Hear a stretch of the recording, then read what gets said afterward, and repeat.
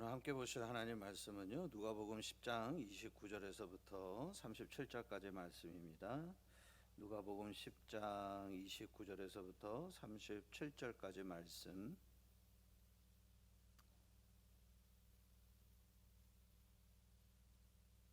한 절씩 나누어서 교독을 하도록 하겠습니다. 10장 29절 말씀 제가 먼저 읽도록 하겠습니다. 그 사람이 자기를 옳게 보이려고 예수께 여짜오되 그러면 내 이웃이 누구니까?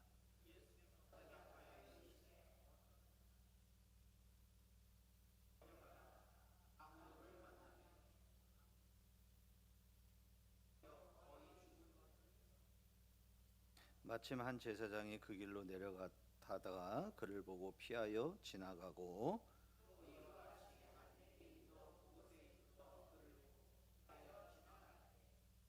어떤 사마리아 사람은 여행하는 중 거기 이르러 그를 보고 불쌍히 여겨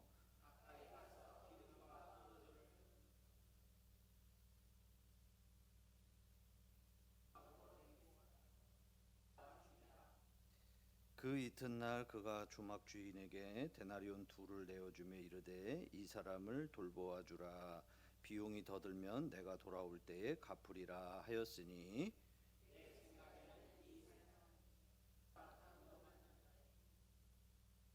같이 읽읍시다. 이르되 자비를 베푼 자니이다. 예수께서 이르시되 가서 너도 이와 같이 하라 하시니라. 아멘. 오늘은 여러분하고 같이 누가복음 10장, 우리가 잘 알고 있는 말씀이죠. 이 말씀을 가지고서요, 우리 이웃에 대한 개념에 대해서 우리가 좀 같이 생각을 해보려고 합니다. 오늘 이제 우리 그 유대교의 아주 능통한 율법사가 예수님에게 와서 물어요. 뭘 묻냐면은 우리가 어떻게 해야 영생을 얻죠? 라고 이제 묻는데, 예수님이 너는 영생을 얻는 방법이 뭐라고 생각을 하느냐라고 이제 예수님이 다시 되물었습니다. 그러니까 이제 그 사람이 얘기하기를 그것은 하나님을 사랑하고 이웃을 사랑하면 우리가 영생을 얻는 줄 압니다라고 그렇게 얘기를 하니까 맞다 옳도다 그러면서 예수님이 너도 그렇게 행하면 된다라고 이제 그렇게 얘기하죠. 그러니까 이 율법사가 예수님에게 다시 묻는 거예요. 뭐라고 묻냐면, 예수님, 그러면 내 이웃은 도대체 누가 내 이웃이 되겠습니까? 라고 이제 묻는 것으로 시작되는 게 이제 오늘 본문 말씀입니다.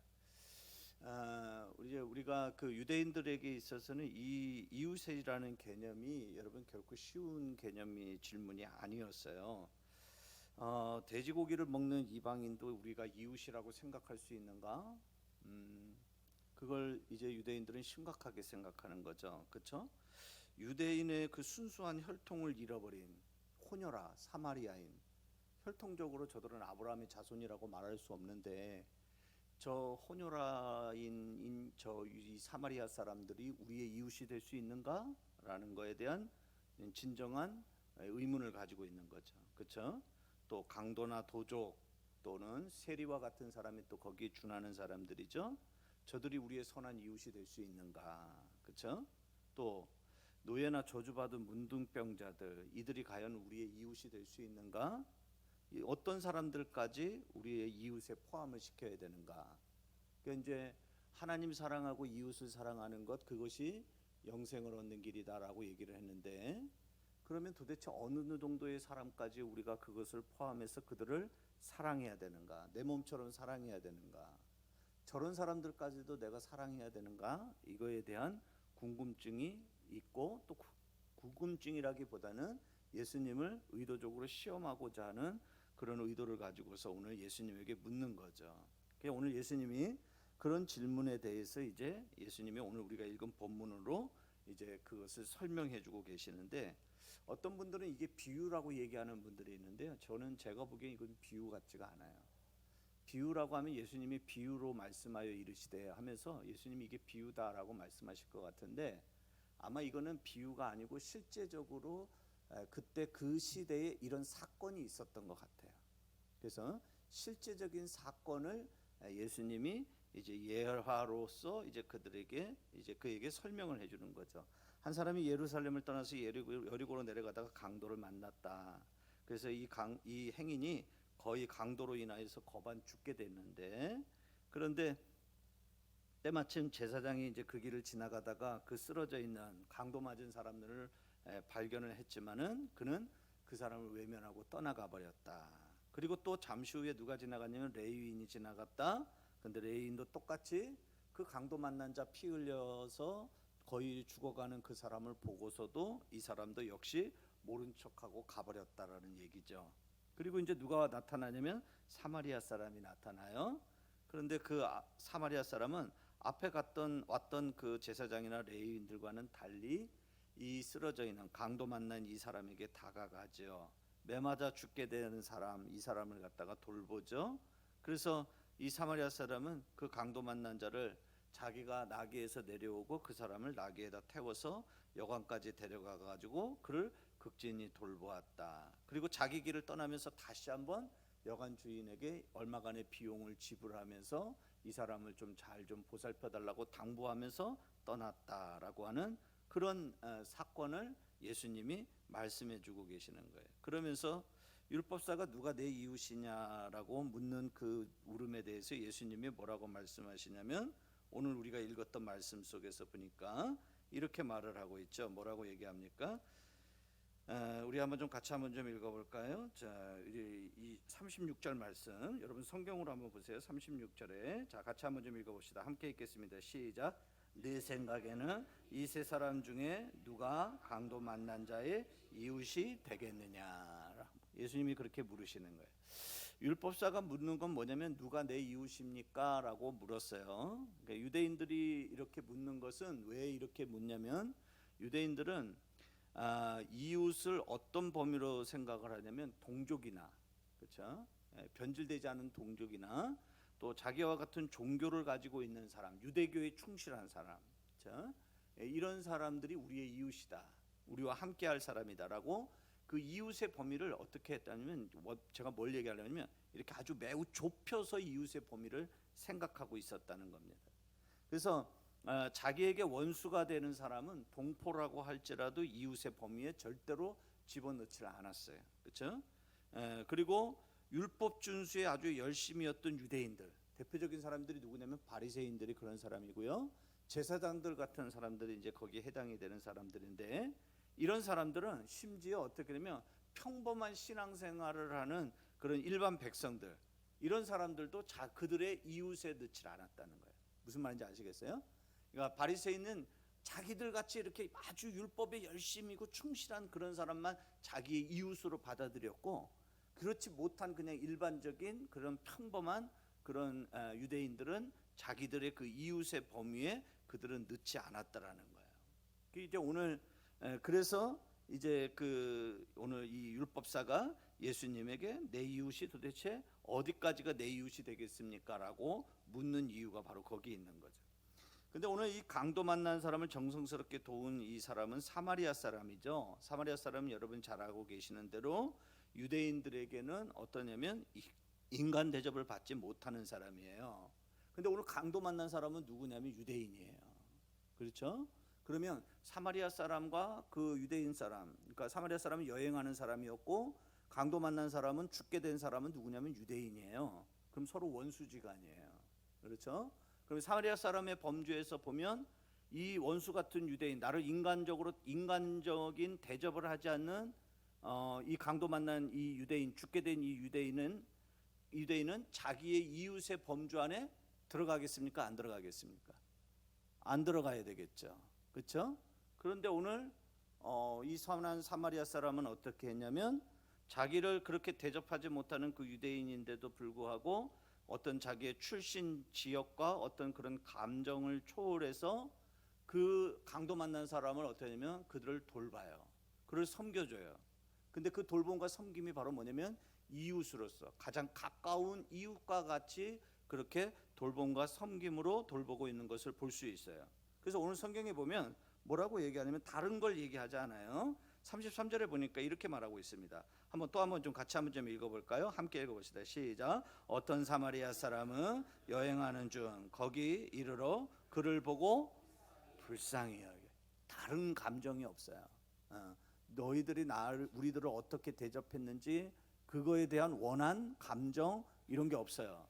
어떻게 되냐면 저 사람은 지금 도움이 필요로 하는 사람, 누군가 도와줘야 될 사람.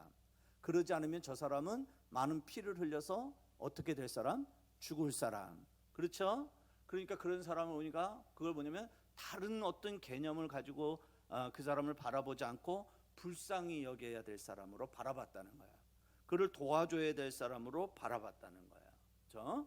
자기의 출신이나 이들의 출신으로 따지면은 분명히 차별을 받고 아주 냉대받았고 어쩌면은 개소 되지만도 못한 그런 대접을 받았던 사람이 사마리아 사람이거든요. 그런데 그런 것들을 따지고 그런 생각을 하면 그런 감정으로 바라보게 되면 저 사람을 전혀 돌볼 수가 없는 거죠. 그런데 오늘 이 사마리아 사람은 어떻게 하냐면 철저하게 그를 불쌍히 여기는 마음으로 그를 어떻게 하냐면 돕고 그에게 선을 베풀고 있는 것을 오늘 우리가 볼 수 있습니다. 그러면서 예수님이 뭐라고 말씀하시냐면 너희들과 생각하기엔 너는 누가 강도 만난 이 사람에게 있어서 진정한 이웃이 누구라고 생각하느냐라고 하면서 예수님이 물으시는 거예요. 그게 이제 36절이죠. 자, 또 한번 읽어볼까요? 36절 함께 읽어봅시다. 시작. 네 생각에는 이 세 사람 중에 누가 강도 만난 자의 이웃이 되겠느냐. 예. 앞서서 말씀드린 대로 율법사는 뭐라고 그랬냐면 선생님 내 이웃이 누가 내 이웃입니까? 라고 물었는데 예수님은 뭐라고 말씀하시냐면 그 대답에 대해서 뭐라고 하냐면 다시 묻는 거예요. 그러면서 뭐라고 하냐면 너가 생각하기엔 누가 이웃일 것 같냐라고 예수님이 다시 물으시는 거예요. 여러분 언뜻 생각하면 보세요. 율법사가 예수님에게 누가 우리의 이웃이 되겠습니까? 라고 얘기를 하는데 예수님은 네가 생각하기에는 누가 저들의 이웃이 되겠느냐라고 예수님이 다시 묻는 이 두 가지 질문을 보면 매우 비슷한 질문 같지만 엄청난 차이가 있다는 거예요. 이 질문이 무슨 말이냐면 예수님은 이웃이라는 개념을 어떤 개념이냐면 혈연이나 지연 어떤 특별한 관계에 의해서 어떤 그 범위를 좁혀서 예수님은 이웃이라는 개념을 말씀하시고자 하는 것이 아니라는 거예요. 예수님은 이웃이라는 개념이 어떤 개념이냐면 우리의 도움을 필요로 하고 내가 도울 수 있는 사람이라면 그 사람이 어떤 사람이든지 그 모든 사람들이 다 뭐냐면 우리의 이웃의 범위에 해당이 된다라고 하는 것을 예수님이 말씀하고 계시는 거예요. 그래서 오늘 예수님이 36절에 너는 이 강도 만난 자의 이웃이 누가 이웃이라고 생각을 하느냐라고 하는 말씀이 바로 예수님이 그런 의도를 가지고 예수님이 말씀하시는 거예요. 그러니까 율법사를 비롯한 바리새인이나 제사장 이런 정통 유대교를 신봉하는 사람들은 그들의 이웃은 어쩌면 축소된 이웃이었어요. 아주 좁혀서 자기들의 이웃을 생각하고 이웃을 말했어요. 우리의 이웃은 요거다. 그러니까 이제 우리식으로 얘기를 하면 내 이웃은 어떤 사람이냐면 나하고 어떤 특별한 관계에 있는 요 사람만이 내 이웃이다라고 하는 것 같이 그렇게 이때 당시에 정통 유대인들은 그런 이웃에 대한 개념을 아주 이렇게 축소해서 보고 있다는 거죠. 그래서 예수님은 뭐라고 하냐면 그들의 그 이웃에 대한 개념을 예수님은 깨기를 원하시는 거예요. 그래서 예수님이 무슨 말씀을 하셨냐면요. 여러분 한번 말씀 한번 찾아볼게요. 마태복음 5장으로 가볼까요? 산상수훈이라고 하는 마태복음 5장 43절로 한번 가보겠습니다. 마태복음 5장 43절. 자, 같이 한번 좀 읽어보실까요? 마태복음 5장 43절. 자, 우리 한번 43절, 44절 같이 우리 한번 좀 읽어보겠습니다. 함께 읽겠습니다. 시작. 또 내 이웃을 사랑하고 내 원수를 하였다는 것을 너희가 들었으나 나는 너희에게 이르노니 너희 원수를 사랑하며 너희를 박해하는 자를 위하여 기도하라. 아멘. 자, 보세요. 여기 보니까 너희들은 지금까지 이런 소리를 들었다. 어떤 소리요? 이웃은 사랑하고 원수는 뭐해라? 미워해라. 맞아요? 틀려요? 맞아요. 맞는 말이에요. 그렇죠? 지금까지 유대인들이 그렇게 생각했어요. 그런데 이제 예수님이 뭐라고 말씀하시냐면 그러니까 이 말은 무슨 말이냐면 내가 사랑할 사람이 있고 또 내가 미워하는 사람이 있다는 거죠. 그렇죠? 그래서 사랑할 사람은 이웃이고 그 다음에 미워하는 사람은 원수다. 이제 그 얘기예요. 그런데 예수님이 뭐라고 말씀하냐면 너희들은 지금까지 그렇게 가르침을 들었다. 너희들은 그렇게 배워왔다. 너희들은 그것이 옳은 줄 알아왔다. 그런데 예수님이 뭐라고 말씀하셔요? 44절에 뭐냐면 나는 너희에게 이른다. 다시 가르친다는 거예요. 뭐라고 말씀하셔요? 너희 이웃의 개념을 바꿔야 된다. 너희는 뭐냐면 사랑하는 사람 그 사람이 너희들의 이웃이라고 생각하는데, 그리고 너희들이 미워해야 될 사람은 원수다라고 너희들은 그렇게 말을 하고 있는데, 예수님 뭐라고 말씀하시냐면 너희 원수를 사랑하며 너희를 박해하는 자를 위하여 기도하라라고 얘기하고 있어요. 그 말은 무슨 말이냐면 원수도 너희들의 사랑해야 될 이웃 사랑의 대상에 그들도 들어가야 된다, 들어가지 말아야 된다? 들어가야 된다는 거예요. 무슨 말인지 아시겠어요? 예수님이 말씀하시고자 하는 거는 그거예요. 그러니까 우리는 지금까지 무슨 생각을 하냐면, 이 사람은 내가 좋아하는 사람, 우리 이웃. 이 사람은 내가 싫어하는 사람, 이 사람은 이웃이 아니야. 그렇죠? 근데 오늘 예수님은 그렇게 제한되고 축소된 그런 이웃의 개념에 대해서 예수님은 가르치시는 거예요. 뭐라고 가르치시냐면 너희들이 그 이웃의 개념을 너희들이 바꿔야 된다. 바꿔야 된다는 말은 무슨 말이냐면 넓혀야 된다는 거예요. 어떻게 넓혀야 되냐면 너희들이 그렇게 사랑하고 미워할 자로 나뉘어졌던 그들까지도 어떻게 되냐면 너희들은 다 뭐냐면 원수도 너희는 기도해주고 박해하는 자들도 너희는 그들을 축복해주면서 그들도 너희들의 이웃으로 그들을 사랑해야 될 대상으로 너희들이 품어야 된다라고 하시는 것이 예수님의 올바른 가르침이라는 거예요. 이걸 우리가 알아야 된다는 거예요. 그러니까 우리가 도움을 필요로 하는 사람을 만나면 우리가 가지고 있는 모든 선입관을 다 버리고 그런 사람들을 전부 이웃으로 받아들여야 한다라고 하는 것이 오늘 예수님이 말씀하시고자 하는 의도이고, 그 다음에 선한 사마리아 사람의 이 사건을 통하여서 예수님이 말씀하시는, 물으시는, 누가 그 사람들의 저 사람의 이웃이 되겠느냐라고 예수님이 물으시는 의도가 뭐냐면 바로 그런 의도를 가지고 예수님이 그런 질문을 하고 계신다는 거예요.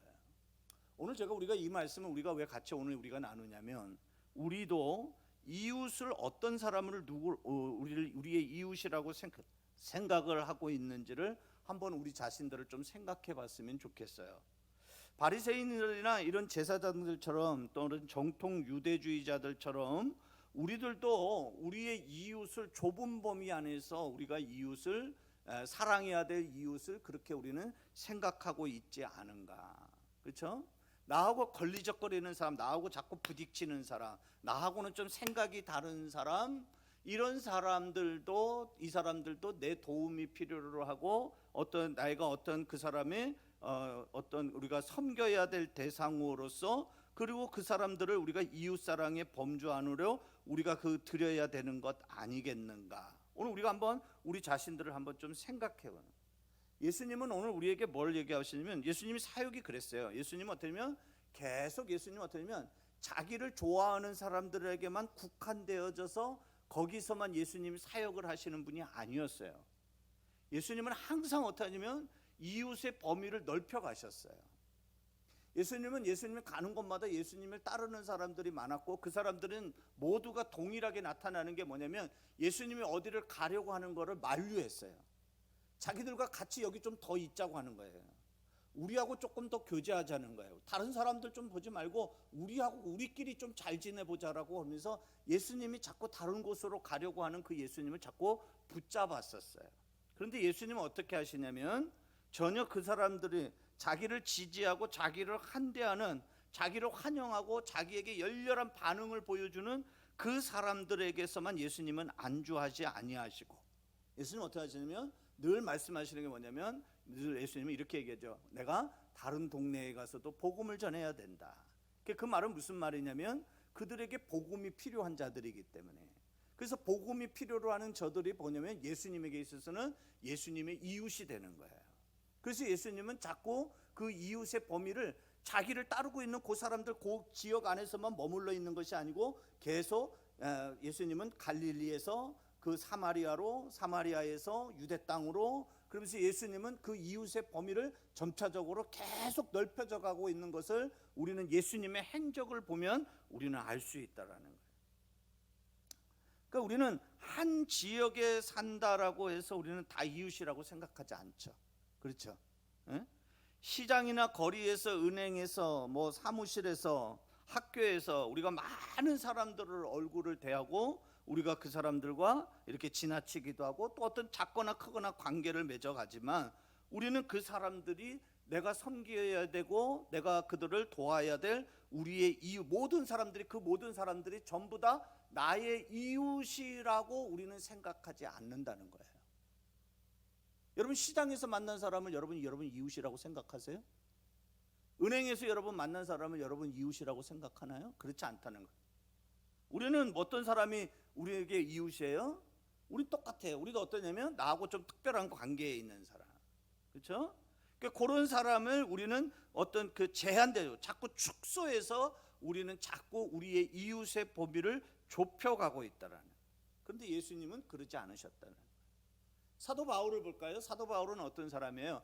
유대인을 사랑하기를 아주 열심히 했던 사람이에요. 그렇죠? 그래서 유대교에 아주 철저하게 신봉했던 사람이 바울 아니었습니까? 그때는 바울이라는 이름을 가지지 않았죠. 사울이라는 이름을 가지고 있었죠. 그렇죠? 그런데 그가 예수님을 알고 난 뒤에 바울이 바뀌었어요.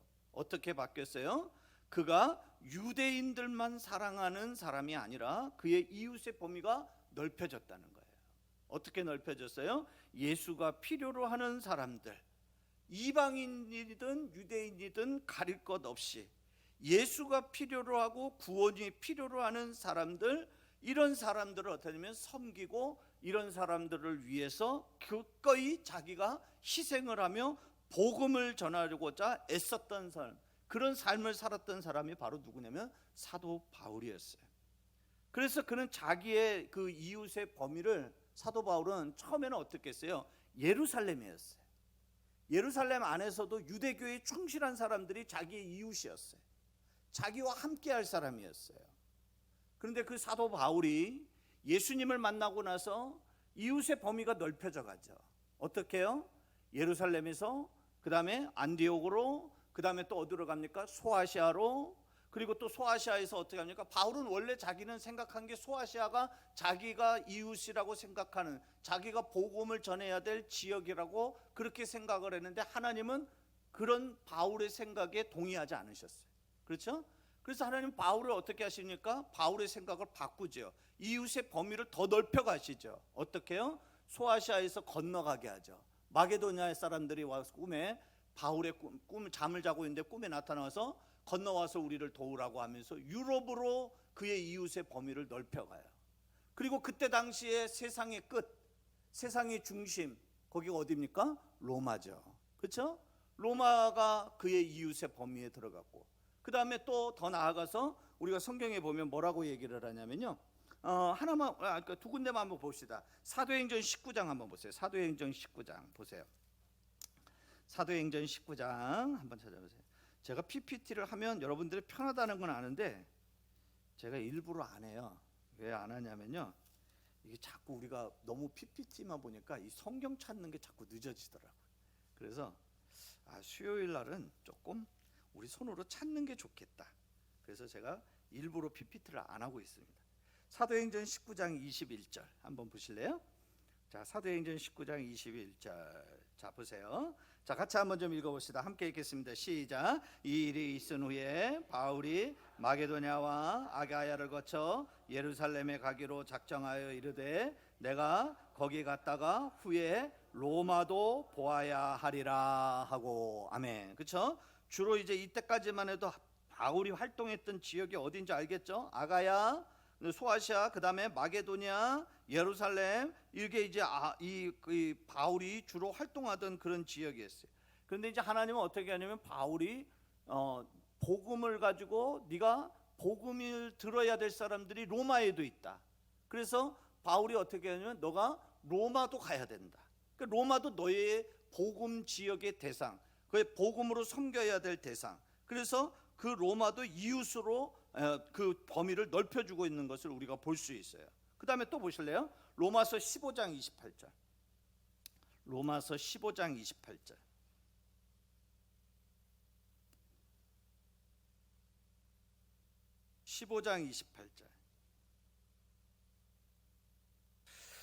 자, 같이 우리 한번 한 목소리로 또 한번 좀 읽겠습니다. 시작. 그러므로 내가 이 일을 마치고 이 열매를 그들에게 확증한 후에 너희에게 들렀다가 서버나로 가리라. 아멘. 예.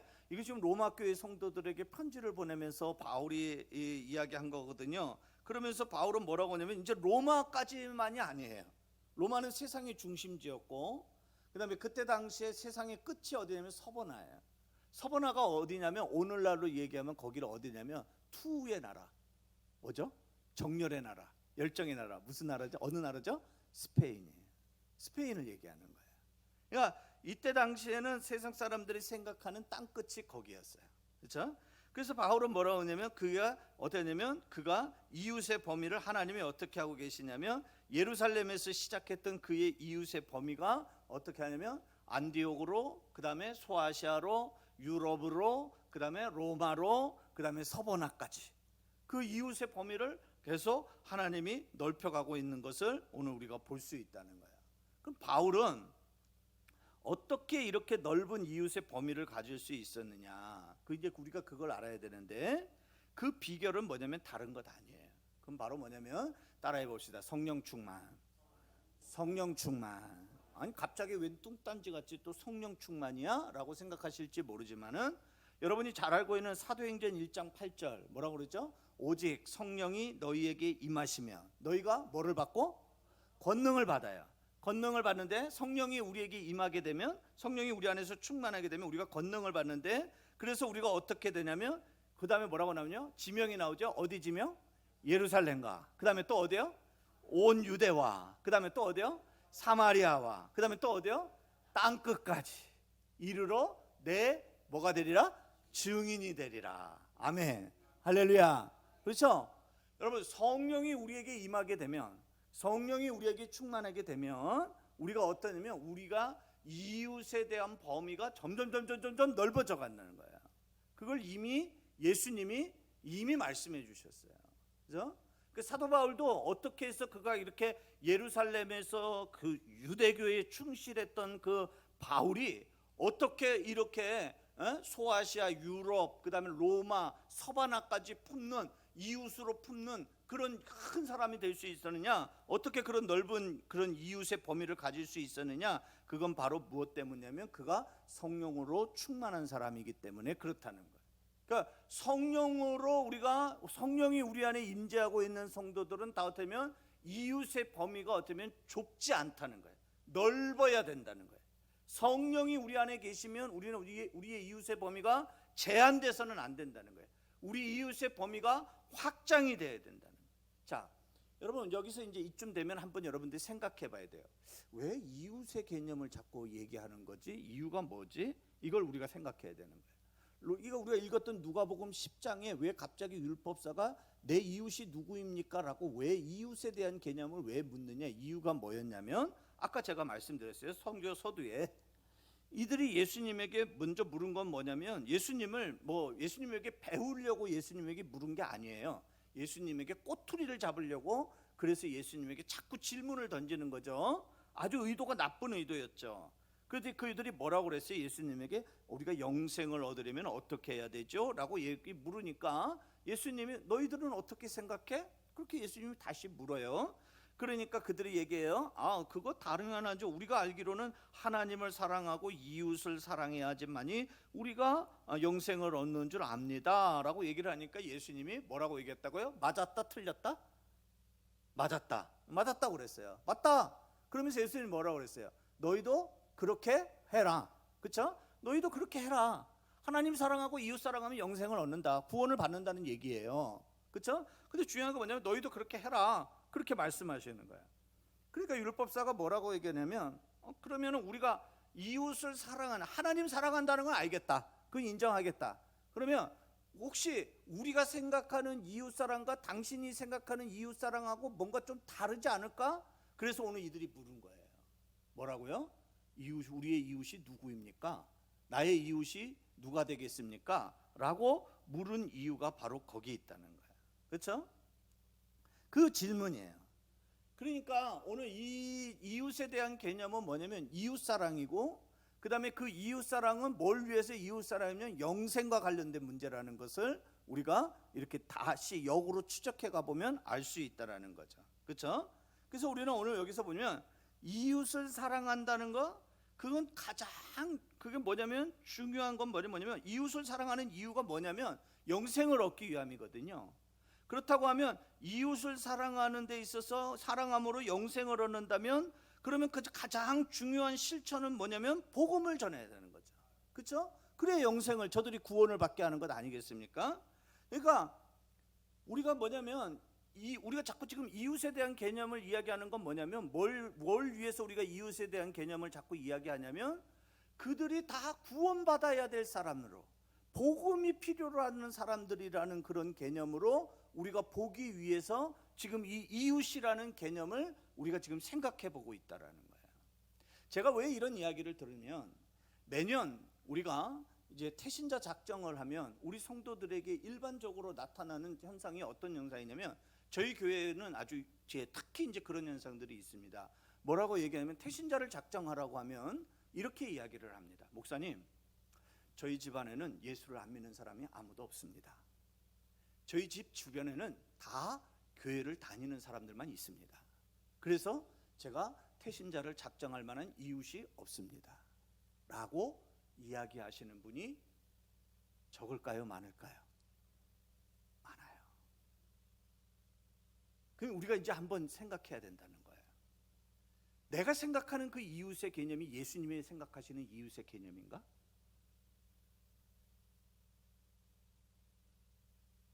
우리가 생각하는 좁은 범위 안에 있는 그 사람들이 예수님이 말씀하시는 이웃의 개념인가? 그게 아니라는 거예요. 예수님은 끊임없이 어떻게 하셨어요? 이웃의 범위를 어떻게 하셨다고요? 넓혀가셨다고요? 좁혀가셨다고요? 넓혀가셨어요. 그렇죠? 우리는 신앙인이에요. 예수를 닮기를 원하는 사람이고 예수님을 통하여서 우리는 배우기를 원하는 사람이에요. 그래서 우리는 어떠냐면 우리의 이 개념이 바뀌어야 된다는 거예요. 우리 생각이 바뀌어져야 된다는 거예요. 우리는 내가 복음을 전해야 될 대상, 내가 어떤 누군가를 초대해야 된다라고 하는 그 대상을 어떻게 하면 나와 어떤 특별한 관계에 놓여져 있는 제한된 사람, 축소된 사람, 그런 사람들에게서만 우리는 어떻게 하냐면 그 사람들을 어떻게 데려올까? 그런 사람이 있을까? 근데 사실 신앙생활 30년, 40년 하고 또 몇 대를 걸쳐서 신앙생활을 하는 그런 집안을 치고 그렇게 해가지고는 우리가 복음을 필요로 하는 사람을 만나기가 어렵죠. 여러분들의 말이 틀린 말은 아니에요. 그러나 오늘 우리가 이 말씀을 통하여서 우리의 생각이 바뀌어져야 될 것이 있다는 거예요. 무엇이 바뀌어져야 되냐면 우리가 생각하는 이웃의 개념, 복음을 전해야 될 그 대상의 그 개념, 그 범위가 이제는 우리는 바뀌어져야 된다는 거예요. 누구처럼? 예수님처럼. 누구처럼? 사도 바울처럼. 우리도 이웃에 대한 개념이 점차적으로 확대되고 그 범위를 넓혀가야 된다는 거예요. 왜 그러냐면 그 사람들이 다 어떤 사람들이냐면 그 사람들이 뭐냐면 전부 복음을 들어야 될 사람들이고 영생을 얻어 구원을 받아야 될 사람들이 거기에 많이 있기 때문에. 그러니까 이제 여러분들이 이웃을 어떻게 생각해야 되냐면 내 옆집에 나하고 어떤 특별한 관계에 나하고 인사도 하고 서로 안부를 묻는 그 사람만 이웃이 아니라는 거예요. 한 번도 나하고 같이 이야기를 해보지는 않았지만 같은 지역에 살고 있는 그 모든 사람들이 나의 이웃이라고 생각해요. 자, 왜요? 이유가 뭐예요? 이유는 하나예요. 그들이 어떠냐면 예수를 알지 못해서 구원을 받지 못했다면 저들은 뭐가 필요한 사람? 복음이 필요한 사람. 복음이 필요한 사람들이기 때문에 그것을 필요로 하는 사람이 도움을 필요로 하는 사람들을 우리는 어떠냐면 그들을 도와야 되는 거예요. 그것이 바로 뭐냐면 이웃의 범위라. 근데 오늘날 우리가 보면 복음을 전하려고 하면 어떻게 하면 복음을 거부하는 사람들이 많이 있어요. 그렇죠? 뭐 교회 가자 그러면 난색을 쳐있는 사람들이 있어요. 그렇죠? 그럼 우리가 어떤 분들은 그렇게 얘기를 해요. 아유, 목사님 그렇게 싫어하는데 뭐 그런 사람을 뭐 억지로 데려올 필요가 있을까요? 그냥 그런 사람들은 그냥 내버려 두는 것이 더 낫지 않을까요? 여러분 우리가 그렇게 생각할지 모르지만 저는 절대로 그 것에 동의하지 않습니다. 그러니까 그들의 성경에도 뭐라고 얘기하면 듣든지 아니하든지, 듣든지 말든지, 우리는 그게 아니에요. 뭐냐면 그들이 복음을 알지 못해서 그래서 영생을 얻지 못하고 구원받은 백성으로 그렇게 확신 가운데 살아가지 못하고 있다면 그들은 여전히 뭐 해야 되느냐? 복음을 들어야 될 대상이라. 여러분 우리가 복음을 전할 때 난색을 표하는 사람들이 몇몇 부류들이 있어요. 어떤 사람들이 있냐면요, 실족한 사람들, 신앙생활하다가 이전에 실족한 사람들, 교회를 통해서 성도들의 모습을 통해서 아니면 목사를 통해서 실망하거나 시험을 당해가지고 실족한 사람들, 이런 사람들이 복음을 거부해요. 겉으로는 아주 복음에 유한 척해요. 저도 예전에 교회 다녔어요. 그럼 예전에 교회 다녔다는 말은 무슨 말이에요? 지금은 교회를 나간다는 얘기예요? 안 나간다는 얘기예요? 안 나간다는 얘기예요. 그러면 그 사람에게 복음이 필요해요? 필요하지 않아요? 필요해요. 그 사람들은 복음을 들어야 될 사람이에요. 그 사람들이 과거에 복음을 들었다고 해서 그러면 저 사람은 저렇게 자기 의사로 자기가 교회에 나오는 것을 거부하고 있으니까 우리가 그 사람은 내버려 두는 것이 그들을 위한 일이라고 우리를 그렇게 생각한다고 한다면 그건 우리 잘못된 생각이에요. 우리 어떻게 하면 그들은 끊임없이 어떻게 되면 그 잃어버린 영혼들을 다시 하나님에게로 돌아오도록 하기 위해서 우리는 어떻게 하면 복음을 전해야 되고 우리의 이웃 사랑으로 우리가 그들을 섬기고 돌봐야 될 사람으로 우리가 여겨야 된다. 예수님이 이 땅에 오신 것이 이유가 있어요. 예수님 뭐 때문에 오신 줄 아세요? 잃어버린 자를 찾아서 구원하기 위해 예수님이 이 땅에 오셨다라고 예수님이 말씀하셔요. 잃어버린 자를 찾아서 그들을 구원하도록 하기 위해서. 잃어버린 자라는 말은 무슨 말이에요? 이전에는 있었다는 거예요. 복음 안에 있었다는 거예요. 하나님 안에 있었다는 거예요. 그런데 하나님을 잃어버렸어요. 복음을 잃어버렸어요. 그런 사람들을 위해서 예수님이 이 땅에 오셨다라고 예수님이 말씀하고 있어요.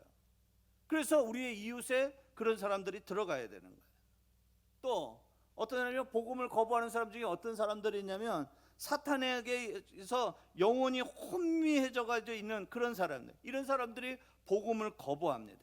눈이 가리워져 있고 귀가 가려져 있고 판단력이 혼미해져 가지고 복음을 거부하고 있는 그런 사람들이 있어요. 그런 사람들도 우리는 어떻게 하냐면 다시 그들에게 계속 복음을 전해야 될 우리의 이웃으로 우리가 생각해야 됩니다. 또 어떤 사람이 있어요? 아직도 복음을 듣지 못한 영혼들이 많이 있다는 거예요. 앞서도 말씀드렸는데 우리는 그렇게 얘기하거든요. 제 주변에는 다 교회 다녀요. 저희 딸아이가 그런 얘기 많이 해요. 저희 아들도 뭐라고 얘기하냐면, 아빠, 내 친구들 다 교회 다녀. 데리고 올 사람은 없다는 거예요. 그럼 제가 얘기하죠. 야, 우리 대한민국 청년이 기독교를 믿는 청년 크리스찬이 너는 비율이 몇 %나 된다고 생각하니? 라고 제가 다시 물어요. 그럼 아이가 대답을 해요. 자기가 알고 있는, 정확한 통계로 알고 있는 건지는 잘 모르겠지만은 자기가 알고 있는 그 수를 얘기를 해요. 퍼센트를 얘기해. 아주 낮다는 거 알아요. 그 말은 무슨 말이에요? 예수를 안 믿는 사람이 훨씬 많다는 걸 알고 있는 거예요. 그렇죠? 그러면 왜 예수를 안 믿는 사람이 훨씬 많은데 왜 우리 아이들은 그렇게 얘기를 할까요? 왜 우리 성도들은 그렇게 얘기할까요? 뭐라고요? 제 주변에 있는 사람은 전부 교회 다녀요. 전부 다 예수 믿어요. 라고 말하는 이유가 뭘까요? 우리의 이웃의 범위가 좁기 때문에, 넓기 때문에. 좁기 때문에. 여러분, 올해도 우리가 새생명 축제를 합니다. 여러분들 태신자 작정 할 겁니다. 근데 지금 여러분들이 가지고 있는 이웃의 개념을 가지고 태신자 작정을 하라고 그러면 작년에 했던 통계가 그대로 또 나올 것이고 재작년에 했던 거 그대로 또 나올 겁니다. 제가 예언할 수 있습니다. 오늘 우리는 이 말씀을 통해서 우리는 우리의 생각을 바꿔야 되는 거예요. 우리가 생각하는 이웃의 개념이 넓혀져야 된다는 거예요. 지금까지 우리가 좁게 생각했던 그 이웃에 대한 그 개념들을 다 헐어내고 예수님처럼 바울처럼 우리는 어떻게 되면 이웃의 범위가 넓혀져 가야 돼요. 왜요? 우리 이 세상에는 아직도 대한민국이 그렇게 많은 그리스도인이 있다고 하지만은 뭐 20%요? 저는 솔직히 그 통계에는 허수가 많다고 생각을 해요. 실질적으로 우리나라 대한민국에 실질적으로 그리스도인은, 기독교인은 제가 생각하기에는 적게 얘기하면 10%, 많이 잡으면 15%. 근데 제 마음의 양심적으로는, 제가 이건 심리적인 거예요, 제 마음으로는 한 10%밖에 안 돼요. 그럼 대한민국에는 아직도 복음을 이전에 들었거나 뭐 어쨌거나 뭐 과거에는 교회를 다녔거나 어쨌거나 여전히 복음을 들어야 될 우리의 이웃이 아직도 90%는 많대요. 90%의 통계를 가지고 있다는 거예요.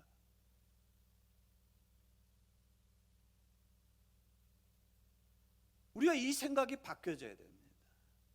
그럴 때 우리가 어떻게 되냐면, 우리가 하나님의 생각이 무엇인지, 하나님의 의도가 뭔지, 이걸 우리가 깨달아 알게 되고, 그리고 우리는 그때서부터 하나님의 일에 본격적으로 뛰어드는 하나님의 사명자가 되는 거예요. 그렇지 않고 우리가 이웃을 지극히 제한하고 다 믿는다고 생각하며 우리가 생각하는 그것이 옳은 것이라고 우리가 생각을 한다면, 우리는 결단코 어느 누구도 그 하나님의 그 맡겨진 그 사명에 뛰어들 수 있는 사람이 없다라는. 여러분, 한 영혼을 구원하고 인도하는 길은 결코 타협할 수 없는 일입니다. 이웃사랑의 가장 큰 핵심은 바로 무엇이냐면, 복음을 전하는 것이 이웃사랑입니다. 그게 가장 큰 이웃사랑입니다. 오늘 이 율법사가 이웃이라는 이야기를 하게 된 이유가 뭐냐면, 영생의 문제를 가지고 시작을 했어요. 그래서 이웃사랑은 우리가 그러니까 복음을 전하는 것은 이웃사랑에 있어서 너무나 중요한 일인데, 그런데 그 중요한 일을 행함에 있어서 우리가 가지고 있는 이웃의 개념이 어떠하느냐에 따라 우리가 이 진정한 하나님이 기뻐하시는 이웃사랑이 되는, 영혼을 구원하는 이 일에 우리가 진정한 사역자가 될 수 있는가 없는가가 어쩌면 우리가 결정이 될 수도 있다라는 거죠. 여러분, 복음을 들어서 구원받아야 될 사람 모두가 우리의 이웃입니다. 그 많은 이웃들을 우리가 품어야 돼요. 그러기 위해서 우리는 어떻게 되면, 우리가 생각하는 이웃의 범위가 점차적으로 넓혀져야 된다는 사실이죠. 여러분 보세요. 로마서 10장 13절 14절 한번 같이 한번 읽어보실까요? 로마서 10장 한번 읽어봅시다. 로마서 10장 13절.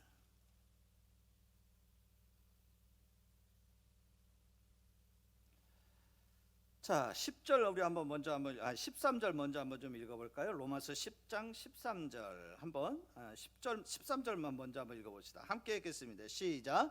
누구든지 주의 이름을 부르는 자는, 아멘. 여기 보면 누구든지라는 이 누구든지는 뭐냐면, 넓은 범위의 이웃을 얘기하는 거예요. 내가 생각하는 좁은 요 사람, 이 사람, 여기 이 사람만, 이게 아니라는 거예요. 누구든지, 내가 생각하는 것보다도 훨씬 넓은 차원에서 있는 모든 사람들을 다 이야기하는 거죠. 그 사람들이 주의 이름을 부르는 자는 뭐를 받으리라? 구원을 받으리라. 그러면서 14절에 같이 한번 또 읽어볼까요? 함께 읽겠습니다. 시작. 그런즉 그들이 믿지 아니하는 이를 어찌 부르리요? 듣지 못하는 이를 어찌 믿으리요? 전파하는 자가 없이 어찌 들으리요? 믿지 않는데 어떻게 하나님을 그들이 스스로 부르겠느냐? 하나님을 듣지도 못했는데, 복음을 듣지 못했는데 어떻게 복음을 저들이 믿겠느냐? 그렇죠? 전파하는 자가 없이 어찌 듣겠느냐? 우리가 이웃의 범위를 넓혀서 우리가 전하는 자가 되고, 그래서 우리가 그 일로 말미암아 그들이 영생을 얻고 구원을 얻는 하나님의 사람, 그리고 하나님의 사역에 그 사명을 맡아서 그 사명을 온전하게 감당하는 성도의 모습, 이것이 바로 이 시대에, 또 올해 우리 새생명 축제를 앞두고 있는 올리브 교회 우리 성도들을 향한 하나님의 마음이라. 하나님은 여러분이 어떻게 되기를 원하시냐면, 여러분의 이웃의 범위를 넓혀가기를 원하셔요. 제한하지 마세요. 축소시키지 마세요. 이제부터는 내가 만나는 모든 사람이 다 내 이웃입니다. 저들이 예수 안에서 구원을 받지 못했으면 복음을 들어야 될 사람입니다. 과거에 뭐 어쩌고 저쩌고 중요하지 않습니다. 그렇죠? 지금 현재 그가 예수 안에 없으면 그들은 여전히 복음을 들어야 될 사람이죠. 그렇죠? 그래서 우리가 그 이웃의 범위를 넓혀서 하나님이 기대하시고 하나님이 기뻐하시는 한 영혼 구원하는 일, 영생을 얻게 하는 이 일에 모두가 부름을 받아 그 사명을 온전하게 감당하면서 나아가는 저와 여러분이 되기를 주님의 이름으로 축원합니다. 아멘.